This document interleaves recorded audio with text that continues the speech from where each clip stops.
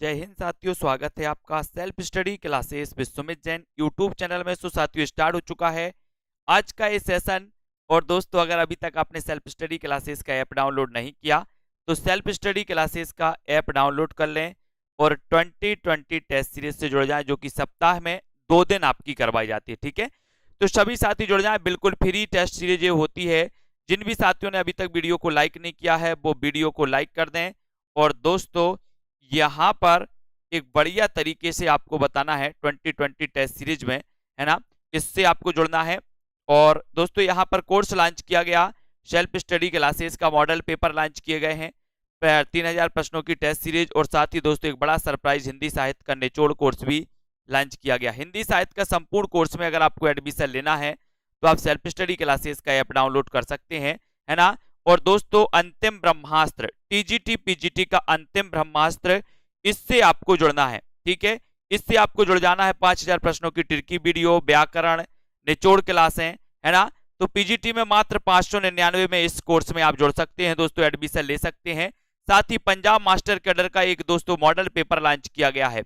इस model paper में दोस्तों आपके लिए 4500 क्वेश्चन होंगे, मात्र 599 में आप इसमें एडमिशन ले सकते हैं। और ये जो होंगे वो 30 मॉडल पेपर सिलेबस के अनुसार होंगे। ठीक है, चलिए तो स्टार्ट करते हैं आज का सेशन। सभी लोग तैयार हैं तो एक बार जल्दी से वीडियो को लाइक कर देंगे।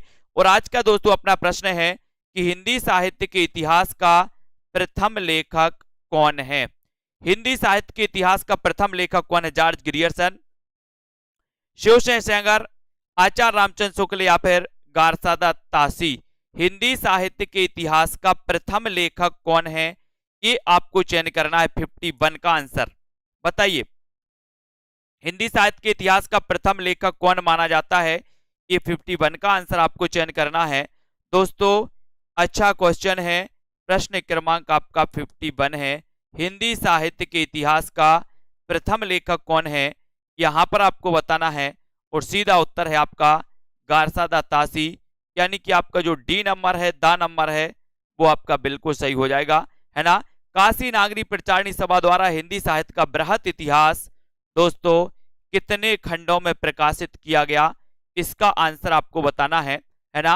विकल्प अनुसार उत्तर आपको बताना है। 52 का आंसर सभी लोग बताएंगे। काशी नागरी प्रचारणी सभा द्वारा हिंदी साहित्य का बृहत इतिहास कितने खंडों में प्रकाशित किया गया, इसका आंसर सभी लोग बताएंगे।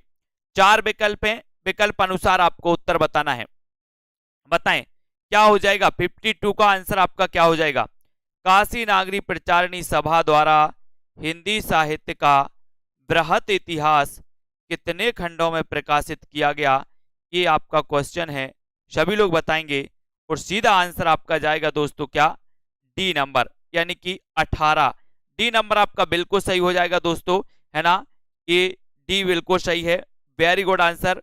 अगले क्वेश्चन की ओर अपन बढ़ेंगे। अगला क्वेश्चन है, हिंदी साहित्य की भूमिका ग्रंथ का लेखक कौन है। हिंदी साहित्य की भूमिका बताना है दोस्तों। आचार्य रामचंद्र शुक्ल हैं, आचार्य हजारी प्रसाद द्विवेदी, डॉक्टर रामकुमार वर्मा या फिर लक्ष्मी सागर वार्ष्णेय। बताएं, प्रश्न क्रमांक आपका 53 है। और हिंदी साहित्य की भूमिका ग्रंथ के लेखक कौन माने जाते हैं? आचार्य रामचंद्र शुक्ल, आचार्य हजारी प्रसाद द्विवेदी, डॉक्टर रामकुमार वर्मा, लक्ष्मी सागर वार्ष्णेय। यानी कि 53 का आंसर। और 53 का आंसर है दोस्तों आपका ये आचार्य हजारी प्रसाद द्विवेदी। ये ग्रंथ लिखा गया था दोस्तों 1940 में। ठीक है, 1940 में। आपका उत्तर बी नंबर बिल्कुल सही है। हिंदी साहित्य के इतिहास लेखन की परंपरा में मिश्र बंधुओं ने किस ग्रंथ द्वारा अपना महत्वपूर्ण योगदान किया, ये आंसर आपको चयन करना है। जल्दी से सभी लोग बताएंगे। हिंदी साहित्य के इतिहास लेखन की परंपरा में मिश्र बंधुओं ने किस ग्रंथ द्वारा अपना महत्वपूर्ण योगदान किया है? मिश्र बंधु विनोद, शिवसेन सरोज, हिंदी शब्द सागर या फिर हिंदी साहित्य। हिंदी साहित्य के इतिहास लेखन की परंपरा में मिश्र बंधुओं ने किस ग्रंथ द्वारा अपना महत्वपूर्ण योगदान दिया, किस ग्रंथ द्वारा दिया है, इसका आंसर आपको चयन करना है।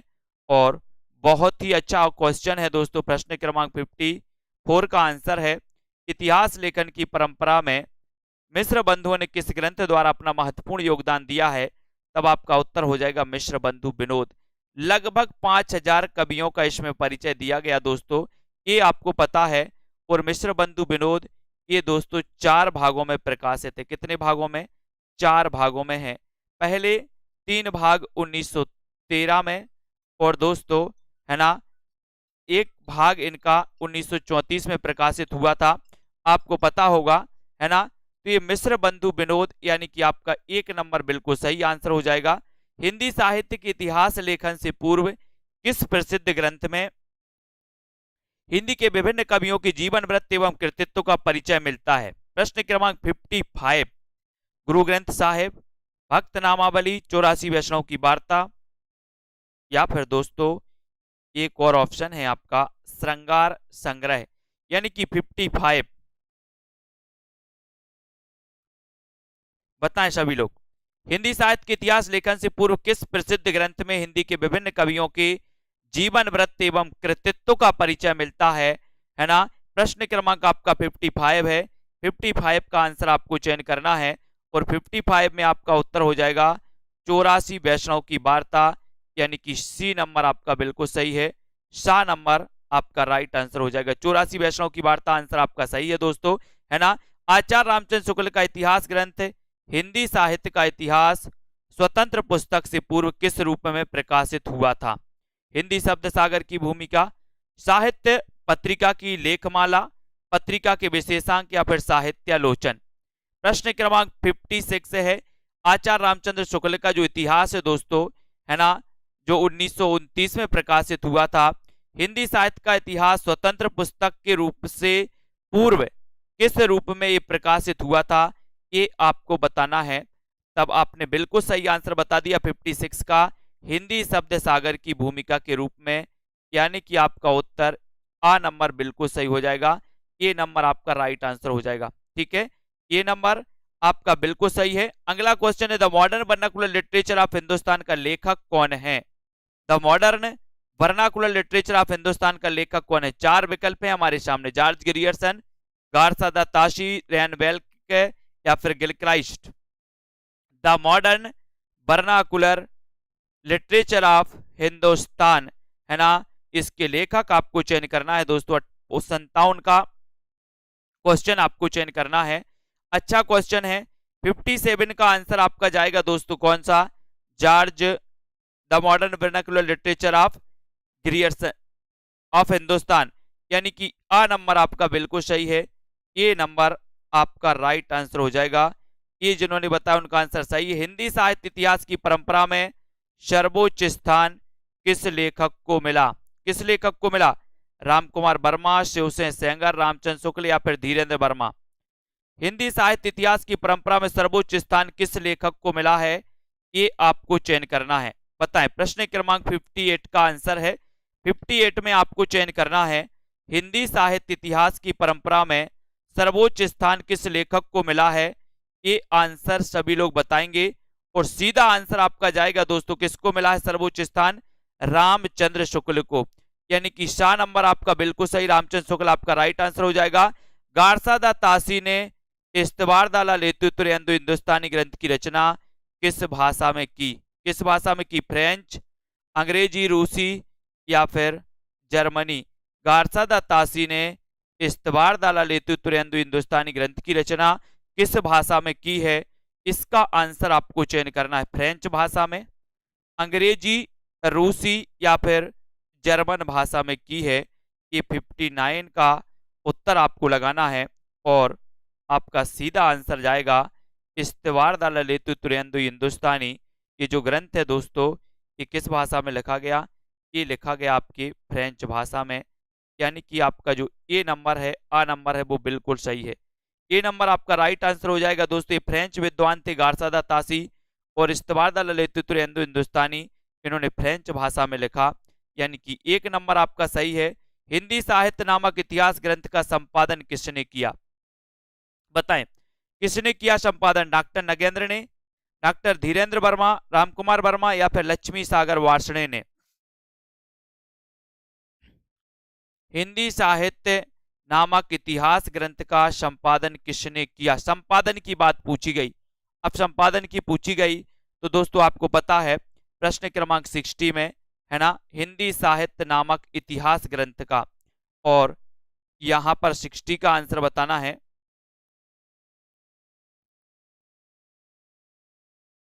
और यहां पर दोस्तों आपका राइट आंसर है बी नंबर। क्या है? धीरेन्द्र वर्मा ने किया था हिंदी साहित्य नामक इतिहास ग्रंथ का संपादन, धीरेन्द्र वर्मा ने, यानी बी नंबर आपका बिल्कुल सही यहां पर, धीरेन्द्र वर्मा। ठीक है, धीरेन्द्र वर्मा ने एक संपादन किया था। और किस आलोचक ने आदिकाल को बीज वपन काल कहा? किस आलोचक ने आदिकाल को बीज वपन काल कहा? बताइए, बीज वपन काल किसने कहा? बीज वपन काल आपको बताना है हजारी प्रसाद द्विवेदी, महावीर प्रसाद द्विवेदी, श्याम सुंदर दास या फिर राम कुमार वर्मा। किस आलोचक ने आदिकाल को बीज वपन काल नाम दिया है? प्रश्न क्रमांक 61 में। और 61 में आपका सीधा उत्तर जाएगा महावीर प्रसाद द्विवेदी, महावीर प्रसाद द्विवेदी, यानी कि आपका बी नंबर बिल्कुल सही है। आदिकाल को बीज वपन काल कहा था दोस्तों महावीर प्रसाद द्विवेदी ने। और महावीर ने अहिंसा के बीज बोए। काय के बीज बोए? अहिंसा के। तो बीज से बीज वपन काल और अहिंसा के तो महावीर प्रसाद द्विवेदी, यानी बी नंबर। सरहपाद को हिंदी का प्रथम कवि किसने माना? सरहपाद को हिंदी का प्रथम कवि किसने माना? मिश्र बंधु, गुलेरी, राहुल सांकृत्यायन या फिर हजारी प्रसाद द्विवेदी ने? सरहपाद को हिंदी का प्रथम कवि किसने माना है? इसका आंसर आपको बताना है। सभी लोग बताएं। सरहपाद दोस्तों आपको पता है ना, सिद्ध साहित्य से संबंधित है। सिद्धों की संख्या 84 है, नाथों की संख्या 9 है ना। और सरहपाद को आपको बताना है। और दोस्तों इनको माना है किसने? राहुल सांकृत्यायन ने, यानी कि आपका सी की तरफ उत्तर जाता है। सी नंबर बिल्कुल सही है। आचार्य रामचंद्र शुक्ल ने हिंदी साहित्य के प्रारंभिक काल को किस नाम से अभिहित कहा? है ना, आचार्य रामचंद्र शुक्ल ने हिंदी साहित्य के प्रारंभिक काल को आपको बताना है दोस्तों। बताइए, शुक्ल जी ने हिंदी साहित्य के प्रारंभिक काल को किस नाम से अभिहित किया? ये आपको बताना है, जल्दी से चयन करना है आपको, है ना। और बढ़िया प्रश्न है दोस्तों, सीधा सीधा आंसर आपका जा रहा है यहां पर कि हिंदी साहित्य के प्रारंभिक काल को इन्होंने क्या कहा? उत्तर है सीधा बीरकाल। बीरकाल यानी बी नंबर आपका, बीरकाल बिल्कुल सही हो जाएगा। ठीक है, प्रारंभिक काल को बीरकाल नाम दिया। हिंदी साहित्य के अंतर्गत किस काल को हिंदी साहित्य का स्वर्ण युग कहा जाता है? किस काल को स्वर्ण युग कहा जाता है? भक्ति काल को, उत्तर मध्यकाल को, उत्तर मध्यकाल या फिर दोस्तों आधुनिक काल को? बताएं, स्वर्ण युग किसे कहा जाता है? ये आपका राइट आंसर है। और सीधा आंसर आपका जाएगा दोस्तों भक्ति काल को। किसे कहा जाता है ना, यहां पर हिंदी साहित्य का स्वर्ण युग कहा जाता है भक्ति काल को। ये आ नंबर जो है, ए नंबर वो बिल्कुल सही आंसर हो जाएगा। ए नंबर राइट आंसर है। आदिकालीन कृति ढोला मारूरा दूहा की गणना किस साहित्य के अंतर्गत की जाती है? आदिकालीन कृति ढोला मारूरा दूहा की गणना किस साहित्य के अंतर्गत की जाती है? रासो साहित्य, जैन साहित्य, सिद्ध साहित्य या फिर लौकिक साहित्य के अंतर्गत? प्रश्न क्रमांक 65 है। 65 का आंसर आपको चयन करना है दोस्तों। ढोला मारूरा दूहा आपसे पूछा गया है। और ढोला मारूरा दूहा की गणना किस साहित्य के अंतर्गत की जाती है? ये क्वेश्चन है आपका। रासो साहित्य, जैन साहित्य, सिद्ध साहित्य या फिर लौकिक साहित्य? यानी कि 65 का आंसर आपका है कि सर लौकिक साहित्य के अंतर्गत आता है ये ढोला मारूरा दूहा, है ना। यानी आपका उत्तर डी नंबर बिल्कुल सही है। डी आपका राइट आंसर। आदिकाल के अंतर्गत सरहपा, लुईपा, सबरपा आदि कवि किस साहित्य से संबंधित हैं? जैन साहित्य से, सिद्ध साहित्य से, लौकिक साहित्य या फिर रासो साहित्य से? आदिकाल के अंतर्गत सरहपा, लुईपा, सबरपा आदि कवि किस साहित्य से संबंधित हैं? प्रश्न क्रमांक आपका 66 है। और 66 में सरहपा, लुईपा, सबरपा आदि जो कवि हैं ये दोस्तों आपका राइट आंसर हो जाएगा 66 में, सिद्ध साहित्य के अंतर्गत। यानी कि आपका जो बी नंबर है वो आपका बिल्कुल सही है। ठीक है, बी जिन्होंने बताया राइट आंसर सिद्ध साहित्य के अंतर्गत आते हैं। आचार्य रामचंद्र शुक्ल के अनुसार हिंदी का प्रथम महाकाव्य बताना है दोस्तों। हिंदी का प्रथम महाकाव्य कौन सा है? बताइए। पृथ्वीराज रासो है, बीसल देव रासो और संदेश रासक और दोस्तों खुमान रासो। इनमें से आपको चयन करना। बताइए, रामचंद्र शुक्ल के अनुसार हिंदी का प्रथम महाकाव्य जो माना जाता है वो कौन सा माना जाता है, ये आपका क्वेश्चन है। और प्रश्न क्रमांक आपका 67 है, 67 में। और प्रथम महाकाव्य की बात हुई है तो दोस्तों आपको पता है कि सर पृथ्वीराज रासो जो है ये हिंदी का प्रथम महाकाव्य है। इसके रचनाकार की आप बात करोगे तो उत्तर हो जाएगा चंद बरदाई। कौन है? चंद बरदाई। आदिकाल की रूढ़ियों, परंपराओं और प्रवृत्तियों को समझने में किस पुस्तक से सहायता मिलती है? किस पुस्तक से सहायता मिलती? उक्ति व्यक्ति प्रकरण से, प्राकृत पेंगलम से, खालिकबारी या फिर श्रापकाचार से। प्रश्न क्रमांक आपका दोस्तों 68 है। 68 में आपको चयन करना है। रूढ़ियों, परंपराओं और प्रवृत्तियों को समझने में किस पुस्तक से सहायता मिलती है? 68 का आंसर आपको बताना है। और 68 में आपका राइट आंसर हो जाएगा, वो मिलती है दोस्तों प्राकृत पेंगलम। प्राकृत पेंगलम यानी बी नंबर आपका सही है, प्राकृत पेंगलम, है ना। इसके लेखक कौन है दोस्तों? इसके लेखक हैं लक्ष्मीधर। कौन माने जाते हैं? लक्ष्मीधर माने जाते हैं, है ना। और ये आपका जो बी नंबर है वो बिल्कुल सही है। पृथ्वीराज रासो का रचयिता किसे माना जाता है? पृथ्वीराज रासो का रचयिता किसे माना जाता है ये आपको बताना है।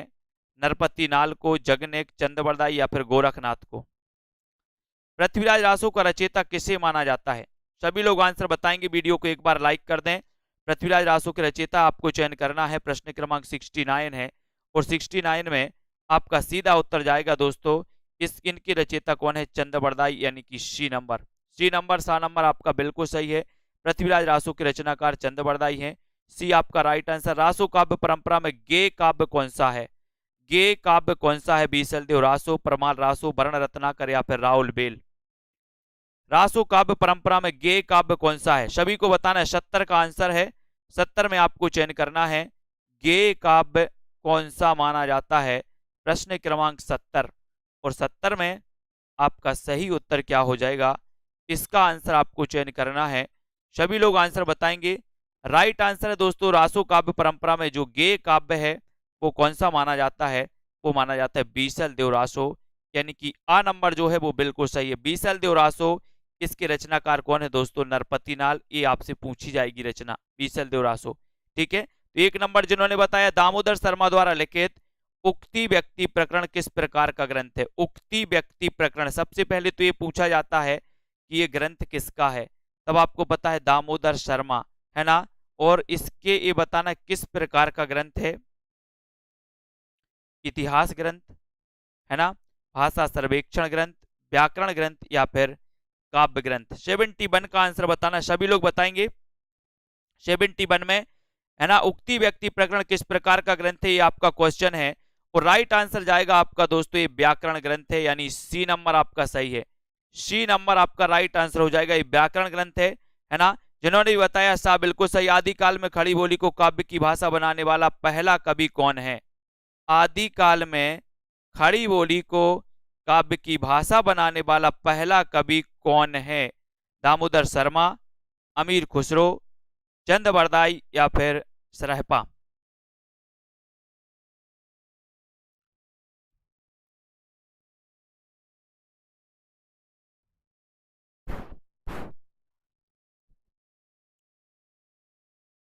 बताएं। प्रश्न क्रमांक 72 और 72 का उत्तर हो जाएगा अमीर खुसरो, यानी बी नंबर आपका।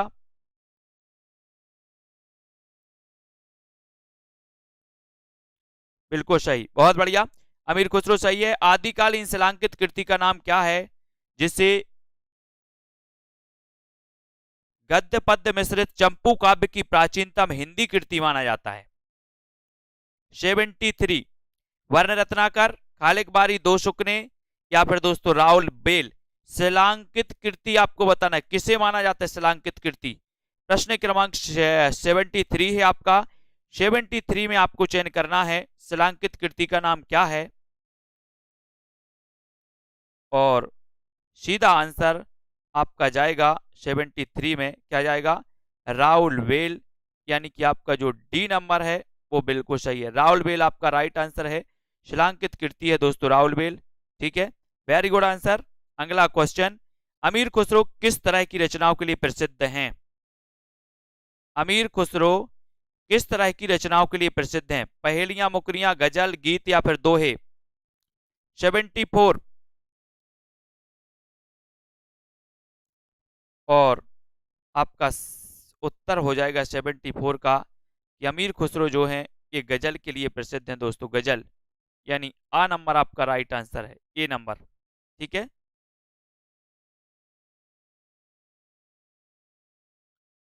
आदिकालीन साहित्य में वीर रस की रचनाओं में किस शैली का प्रयोग किया गया? वीर रस की रचनाओं में किस शैली का प्रयोग किया गया? पिंगल, डिंगल, दोहा चौपाई या फिर दोस्तों कवित्त सवैया? और वीर रस की रचनाओं में किस शैली का प्रयोग किया गया? ये 75 का आंसर है। और वीर रस की रचनाओं में दोस्तों आपका उत्तर हो जाएगा डिंगल, है ना। यानी कि आपका 75 में जो आपने बताया है कि सर डिंगल, यानी कि बी नंबर। ठीक है, बी नंबर आपका राइट आंसर हो जाएगा। ठीक है।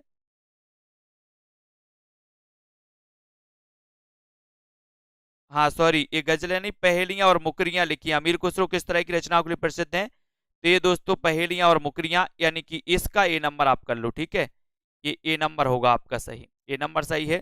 ठीक है, यहाँ पर डिंगल हो जाएगा, बी नंबर सही है। आदिकाल के किस पंथ से भक्ति काल के संत मत का विकास हुआ? 76। हाँ, पहेलियां और मुकरियां। किस पंथ से भक्ति काल के संत मत का विकास हुआ? 76 का आंसर आपको बताना है। बौद्ध, जैन, नाथ या फिर वज्रयान? आदिकाल के किस पंथ से भक्ति काल के संत मत का विकास हुआ है? इसका उत्तर आपको बताना है।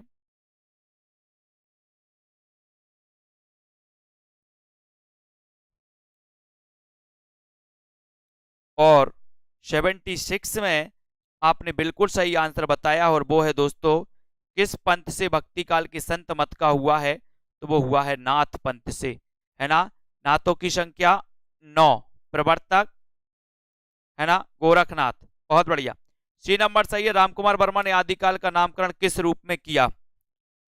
रामकुमार वर्मा ने आदिकाल का नामकरण किस रूप में किया है? अपभ्रंश काल, संधि काल और चारण काल, सिद्ध सामंत काल या फिर अंधकार काल? बताएं।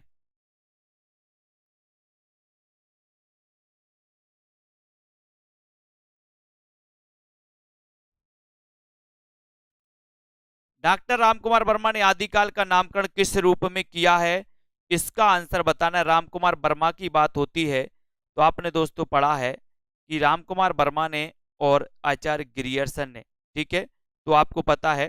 ठीक है, यहां पर राइट आंसर है दोस्तों संधि काल और चारण काल, यानी बी नंबर। ठीक है, रामकुमार वर्मा ने आदिकाल का जो नामकरण किया है वो किया है संधि काल और चारण काल नाम से। ठीक है, इन्होंने सबसे पहले संधि काल, है ना, और फिर उसे उसके बाद दोस्तों चारण काल, है ना। चारण काल ग्रियर्सन ने सबसे पहले दोस्तों, और रामकुमार वर्मा ने, इन्होंने चारण काल कहा आदिकाल को। इनको अपन को पढ़ना। नाथ संप्रदाय के प्रवर्तक कौन थे? बताइए। नाथ संप्रदाय दोस्तों, नाथों की संख्या 9 है, ये आपको बताना है। नाथ संप्रदाय के प्रवर्तक कौन थे? नाथ संप्रदाय के प्रवर्तक कौन थे, ये आपको बताना है। गोरखनाथ, गोपीचंद, चौरंगीनाथ या फिर चुड़करनाथ?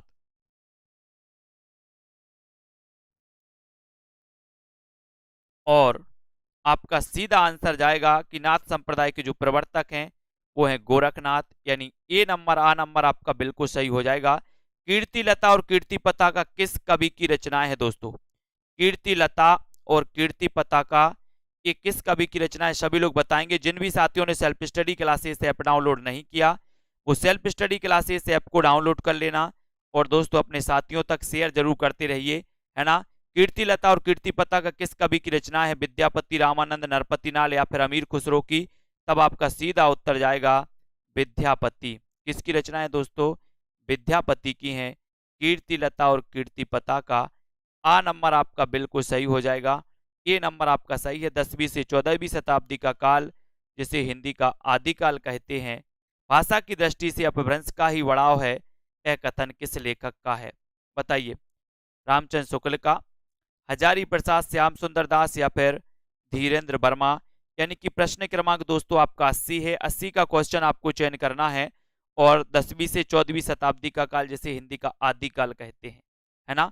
और यहाँ पर आपका राइट आंसर क्या हो जाएगा, 80 में आपको चयन करना है। वीडियो को एक बार लाइक करके शेयर जरूर करेंगे, 10वीं से 14वीं शताब्दी का काल, और आपका सीधा उत्तर हो जाएगा हजारी प्रसाद द्विवेदी। बी नंबर आपका सही है। हिंदी साहित्य का उद्भव और विकास, हिंदी साहित्य का आदिकाल, हिंदी साहित्य की भूमिका नामक इन्होंने ग्रंथ लिखे हैं दोस्तों। बी नंबर तो आपका बिल्कुल सही। आदिकाल को चारण काल की संज्ञा देने वाले जो विद्वान हैं वो कौन है, ये क्वेश्चन आएगा आपकी परीक्षा में। चारण काल की संज्ञा देने वाले विद्वान कौन थे दोस्तों। 81 में सभी को बताना है आदिकाल को चारण काल की संज्ञा देने वाले विद्वान कौन माने जाते हैं, ये आपका प्रश्न है। और सभी लोग लाइक करके एक बार शेयर जरूर कर दें।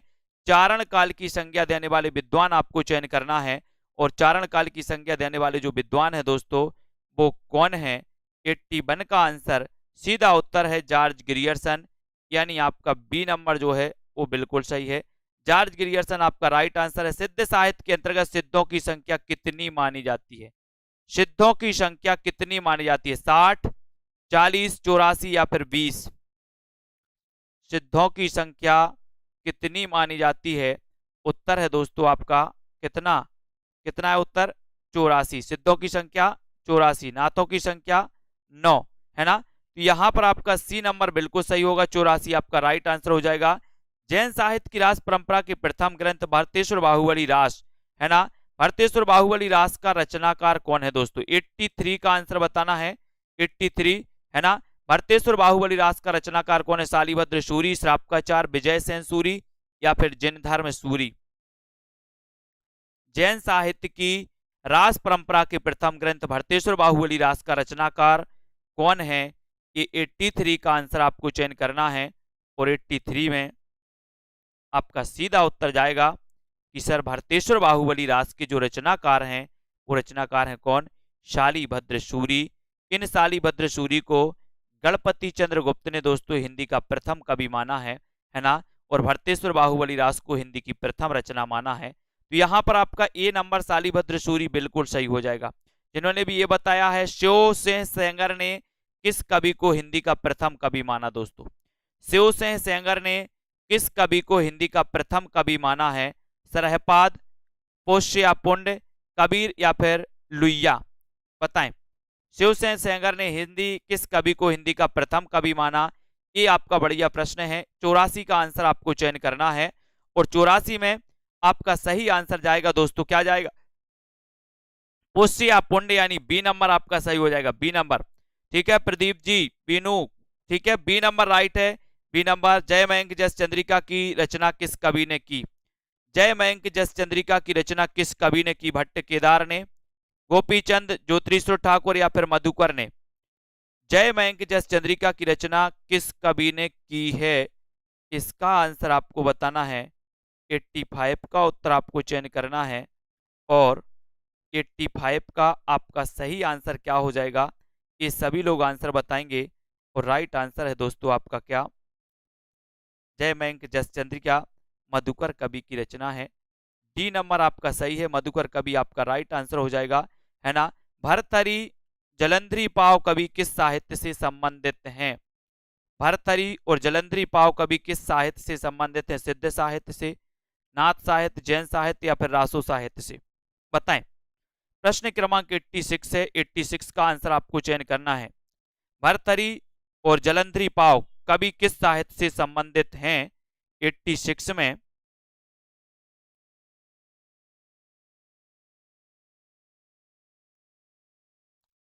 और आपका उत्तर हो जाएगा, ये है किससे संबंधित, नाथ साहित्य से।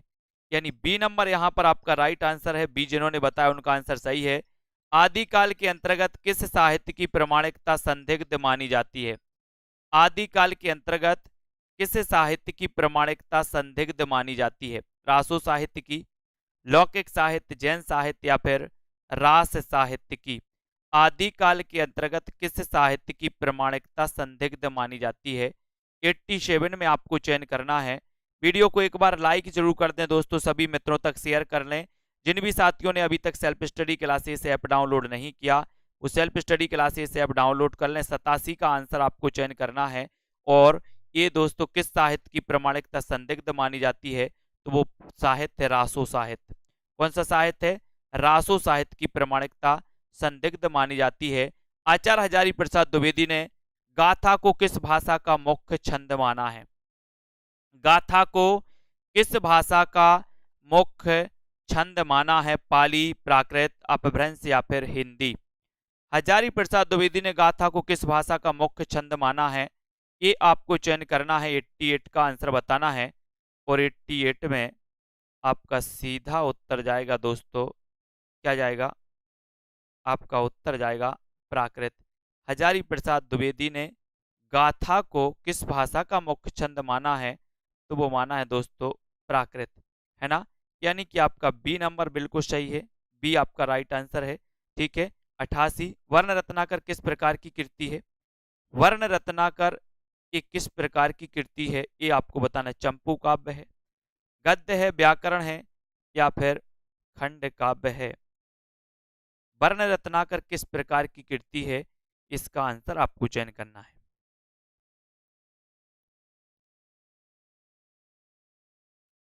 और आपका उत्तर हो जाएगा कि सर जो वर्ण रत्नाकर है ना, ये किस प्रकार का माना जाता है? 89 में उत्तर बताना है। बताएं सभी लोग।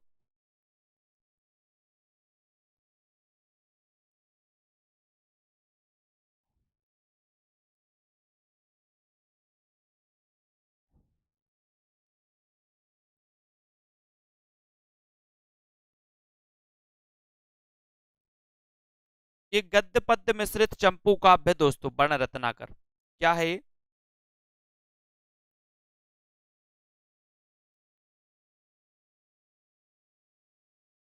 है ना, ये गद्य काव्य है।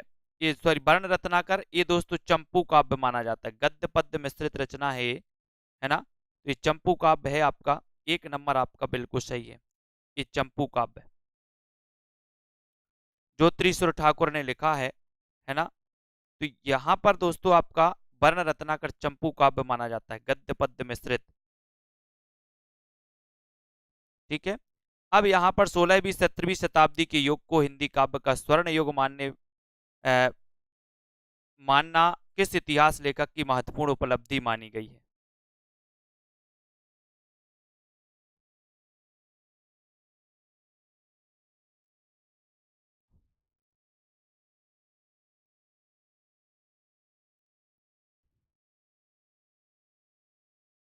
यहां पर आपको बताना है जल्दी, भक्ति काल का बताइए फटाक से।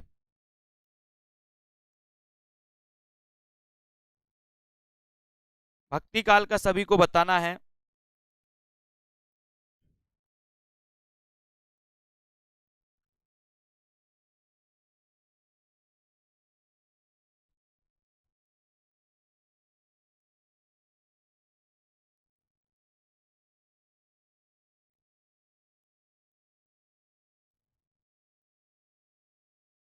चयन करिए इसको, 16वीं 17वीं शताब्दी का आपको बताना है दोस्तों।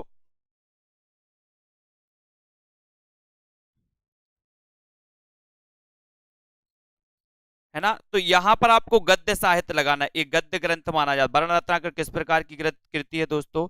एक गद्य ग्रंथ है। ठीक है, एक गद्य ग्रंथ आपको लगाना है। बी नंबर आपको यहाँ पर लगाना है। ठीक है। चंपू काव्य कौन सी है? राउल बेल। ये यहाँ पर बी नंबर आपका सही हो जाएगा। 16वीं 17वीं शताब्दी के युग को हिंदी काव्य का स्वर्ण युग मानना किस इतिहास लेखक की महत्वपूर्ण उपलब्धि मानी जाती है? ये आपको बताना है। बताएं। 16वीं 17वीं शताब्दी का आपको बताना है, जल्दी से बताइए।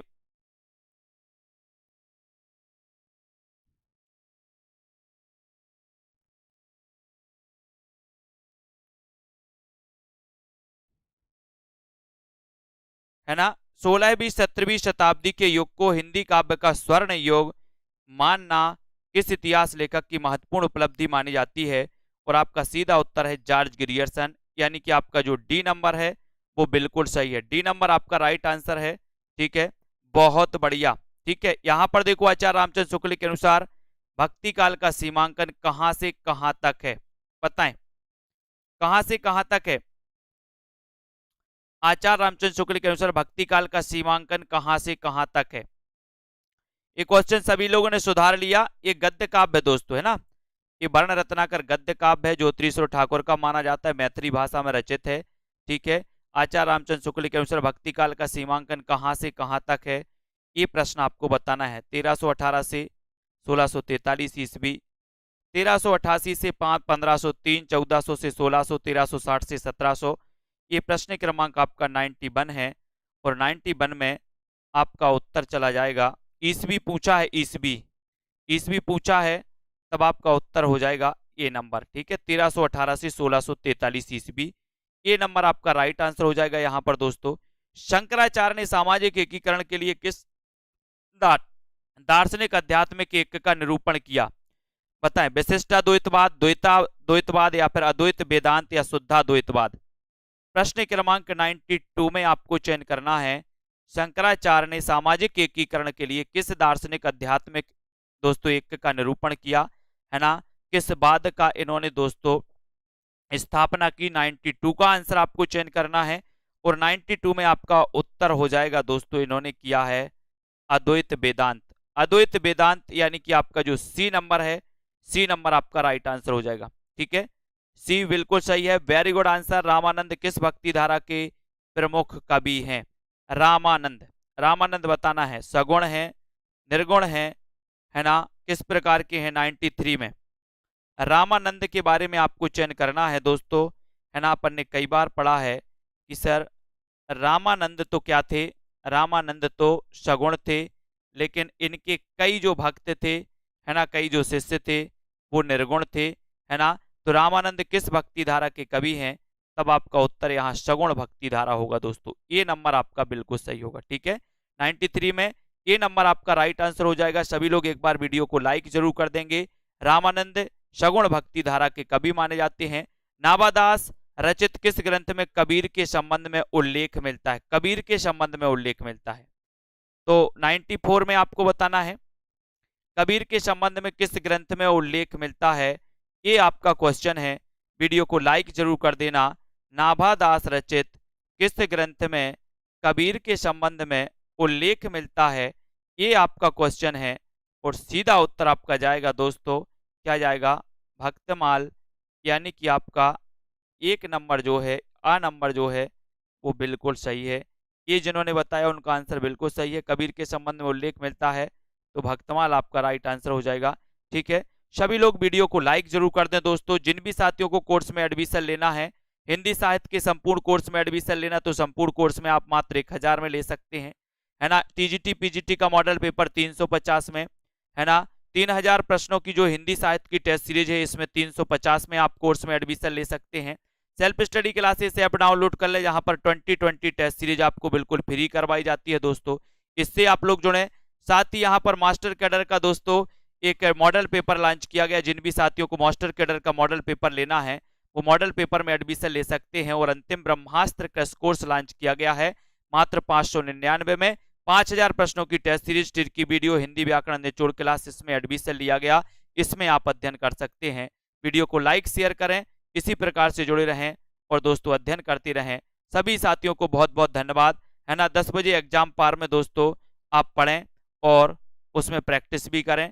ठीक है, सभी साथियों को धन्यवाद। सेल्फ स्टडी क्लासेस ऐप से जुड़ जाएं, जहां पर आपको बहुत सारा फायदा ही फायदा होने वाला है। और इसी प्रकार से सभी पढ़ें, है ना। लवकुश जी, विजय जी, गीतिका, सरोज जी, है ना, विश्वास मलिक जी और रतिपाल जी, सभी साथियों को धन्यवाद, है ना। शाम पंडित जी, बहुत बढ़िया। इंदू जी, बिंदु जी, ममता, सोनू जी, शिव कुमार जी, ज्योति, मंजू, मनीषा जी, ज्ञानेश जी, अनीता, पूजा जी, सभी साथियों को धन्यवाद आज की इस वीडियो के लिए दोस्तों। बस इतना ही। जय हिंद।